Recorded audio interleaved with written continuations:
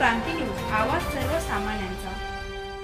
कळवण युवक शेती कामावर गेला, घरी परतलाच नाही। कळवण पोलिसात तक्रार दाखल, कुटुंबियांचा घातपाताचा आरोप। पोलीस ठाण्यासमोर जोरदार ठिय्या आंदोलन सुरू। कळवण तालुक्यातील धाकटी कळवण येथील विठोबा गुलाब पवार हा युवक शेती कामासाठी गेला असता घरी परतला नाही। याबाबत त्याची आई सावित्रीबाई गुलाब पवार यांनी आज दिनांक 4 ऑक्टोबर रोजी कळवण पोलीस ठाण्यात तक्रार दाखल केली आहे। पोलिसांनी बेपत्ता प्रकरणाची नोंद करून तपास सुरू केला आहे।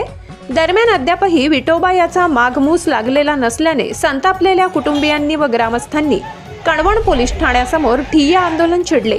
विठोबा याचा घातपात झाल्याचा संशय कुटुंबियांनी व्यक्त करत पोलीस प्रशासनावर नाराजी व्यक्त केली। या आंदोलनामुळे कळवण शहरातील मुख्य मार्गावरील वाहतुकीस काही काळ अडथळा निर्माण झाला होता। पोलिसांकडून पुढील तपास सुरू असल्याची माहिती देण्यात आली आहे। महाराष्ट्र क्रांती न्यूज वृत्त संकलन विभाग, कळवण।